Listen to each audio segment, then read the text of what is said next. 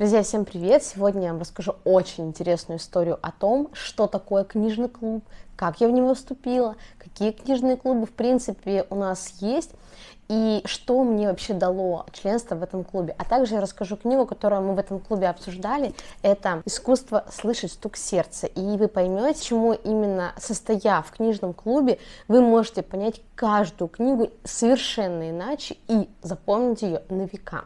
Кому так интересно? Погнали. Давайте, во-первых, расскажу о книге.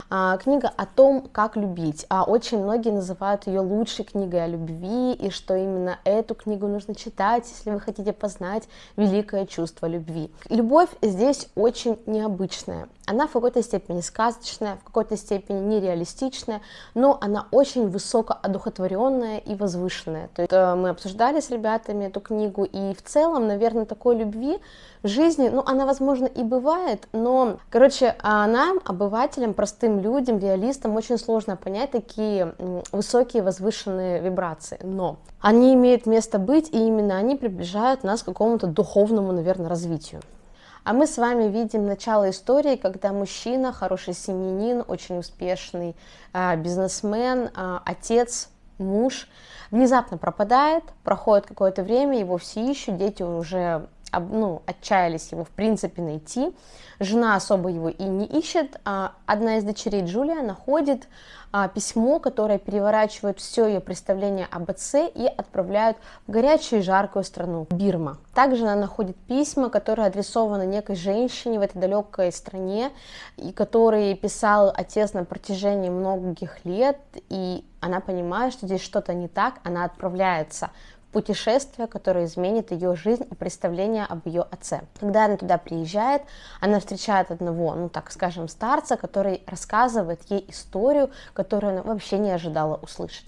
Введение в контекст, то есть мы здесь с вами будем видеть историю одного мальчика, одной девочки, которых в принципе, жизнь, наверное, в какой-то степени обидела, потому что у него есть проблемы со здоровьем, у нее есть некие несовершенства, и как они друг другу помогают, при этом начиная испытывать глубокие чувства. Здесь очень много аспектов, очень много есть что обсудить. Почему тот или иной герой так поступил, насколько мы верим этим героям, потому что Бирма – это страна совершенно от нас далекая, и здесь совершенно другие порядки. Здесь люди, если сказали, что вот так, то они не спрашивают, почему, они не пытаются бороться с судьбой. У них идет максимальное принятие реальности такой, какая она есть. То есть, допустим, если кто-то умирает, они не рыдают, не плачут, они говорят, значит, человек прожил свою жизнь, значит, он выполнил свой долг, время его отпустить.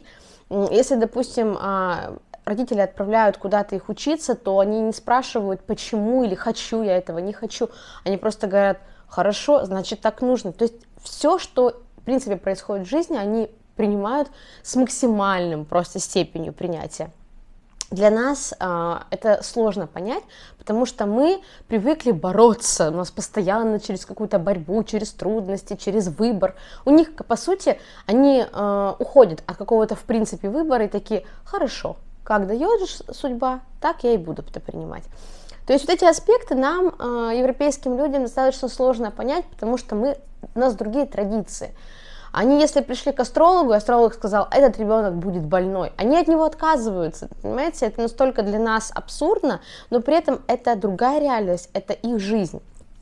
И вот в этом всем противоречии каких-то нюансов мы с вами будем наблюдать абсолютно чистую духовную любовь, которая помогает молодым людям, то есть девушке и парню, выживать в этом мире, и даже не выживать, они живут, радуются, наслаждаются.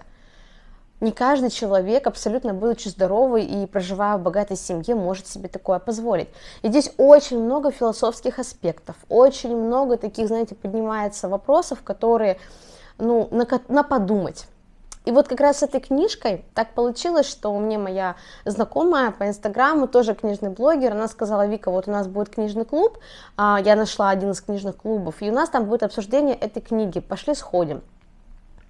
О да, Я давно искала именно книжный клуб не просто онлайн, а офлайн. Когда вы онлайн общаетесь с людьми насчет книг, это одно удовольствие, но когда вы вживую можете поговорить, там, допустим, 1,5 часа порассуждать на одну и ту же книгу, порассуждать и поднять какие-то вопросы, ракурсов которых вы даже не рассматривали этот сюжет, разные люди подсвечивают вам абсолютно необычные с вашей стороны аспекты, которые вы не заметили в произведении.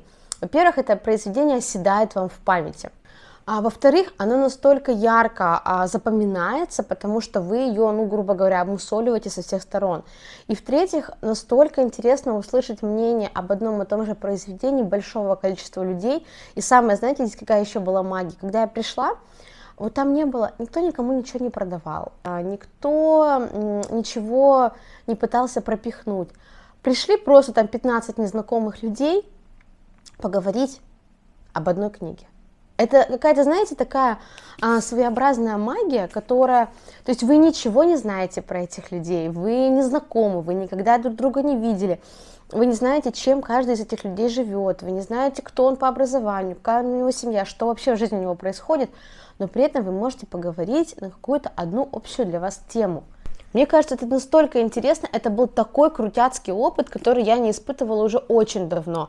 Несмотря на то, что я постоянно хожу на какие-то нетворкинги, встречи, знакомства, это немножко другой вид удовольствия и досуга. То есть вы собираетесь с людьми... Кстати, книжные клубы есть платные, есть бесплатные. Вот я как раз пошла в бесплатный, и я не прогадала. Я думаю, что даже больше не буду ходить ни по каким клубам, я останусь, по крайней мере, пока в этом.